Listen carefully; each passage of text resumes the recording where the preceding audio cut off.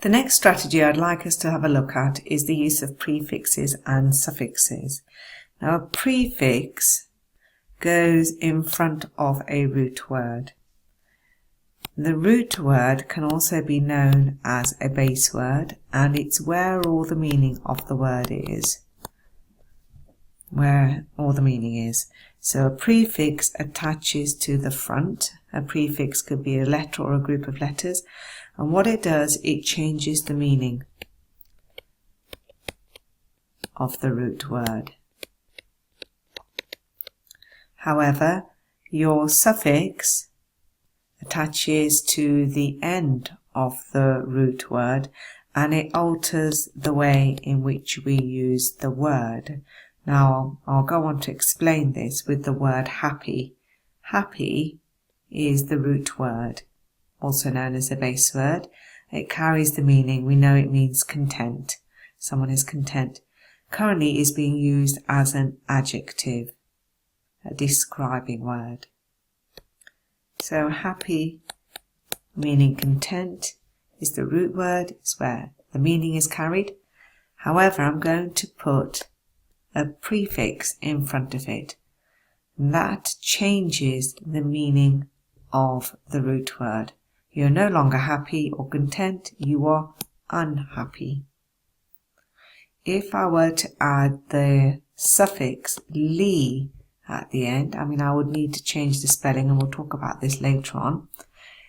It changes from being an adjective to being an adverb,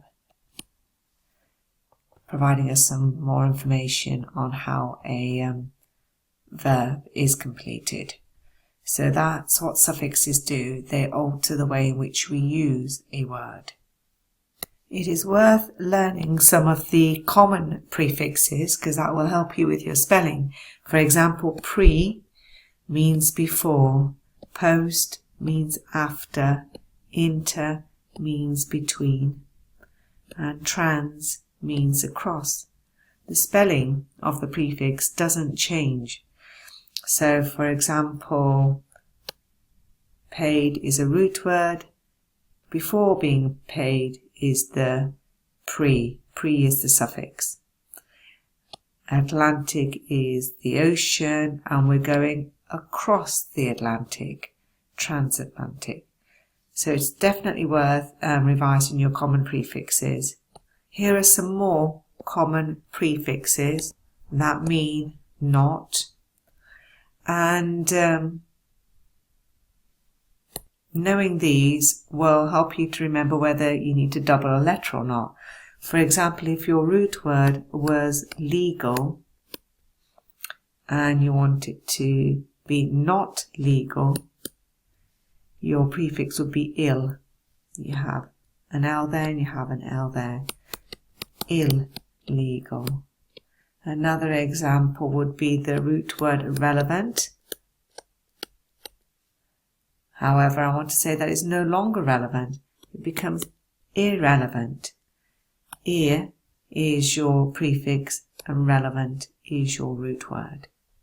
Knowing your prefixes and suffixes really does help with spelling. So let's have a look at the root word appoint. I want to say disappoint. So the root word is dis. Sorry, the prefix is dis and the root word is appoint. But when you hear me speak the word disappointed, suddenly another S appears here when I pronounce the word. However, if I were to spell it with the two S's, then it would be wrong because the prefix remains as dis and the root word remains as a point. A suffix attaches to the end of a root word. So, for example, we have comfort. I'd like to add the suffix able. We get the word comfortable. By breaking it up, it becomes easier to spell. So spotting some common prefixes and suffixes will help you break down words. The suffix C-I-A-N often refers to someone's job. For example, you have the root word electric, but when you add shun at the end, C-I-A-N, you end up with an electrician. And again with politics, you add C-I-A-N, you end up with a politician. And magic is the root word, and when we add C-I-A-M at the end, you get a magician. So breaking up your root words and suffixes and prefixes does help with spelling. What you need to be mindful of is when you add suffixes, sometimes the spelling of the root word may change, as we saw earlier on with the word happily. Now this will depend on which letter is at the end of the root word and which letter is at the beginning of your suffix.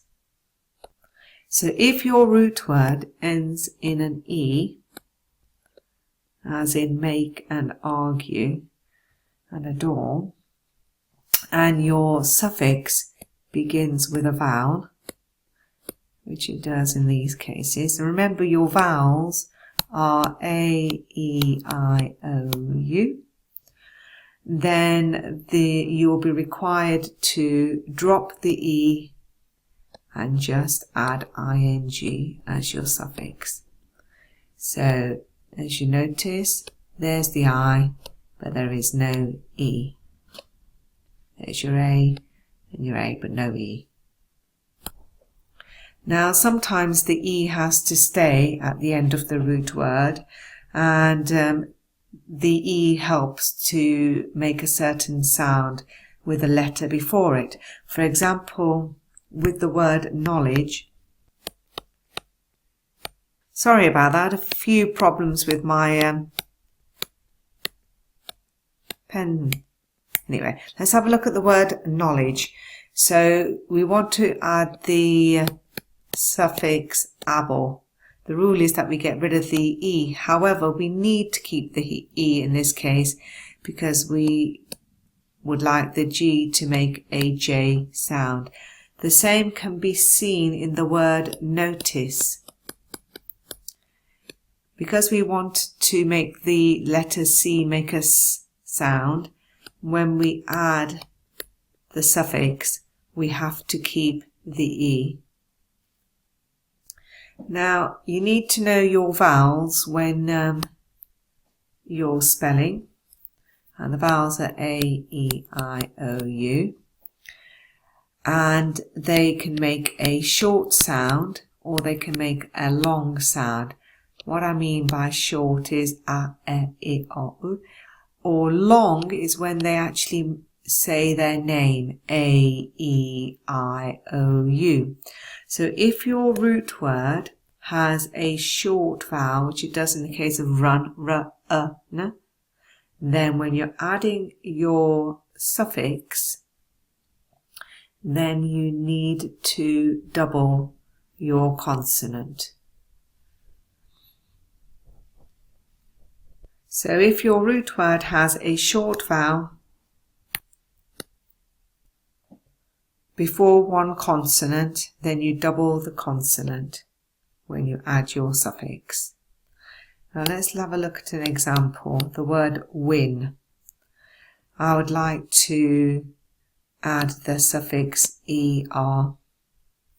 Now if I don't double the consonant here, this actually reads whiner, and I don't want to say that because that E is forcing this I to go long, whiner. So I have to double the consonant to keep this vowel short. And another thing you need to remember is that if your root word, such as happy, ends in a Y, the Y normally changes to an I when you're adding your suffix. And it doesn't really matter if your suffix most of the time starts with a vowel or a consonant. For example, I ought to say replied. If I would like, the root word is reply, and I would like to say replied, the suffix is ed, I get rid of the y and change it to an I. Now, common suffixes are full and ly. Notice the spelling of the suffix full. It only has one L. Now, sometimes people write full like this. That's fine if you're talking about the contents of a jar and the jar is full. But the actual suffix only has one L. So if you have a look at the word success, which is a root word, carries the meaning, and I would like to say successful, full only has one L. But if I were to write the word successfully, ly is actually a separate suffix. So you've got a root word and actually you've got two suffixes. Then you end up with the two L's. So let's have a quick recap on some of the spelling changes that we looked at with suffixes. So let's say you've got a root word with a short vowel before one consonant and you want to add a suffix that starts with a vowel. What do we have to do? Yes, right, we need to double the consonant to keep the vowel sound short. Let's have a look at another root word, easy, and I'd like to add the suffix er. What do I need to do? That's right, I need to get rid of the y and change it to an I. So we have easier. Lastly, the word change. And I'd like to write changing ing as my suffix. What do I need to do? That's right, we can't have the e and the I together, so we drop the e. So we have changing. Thank you.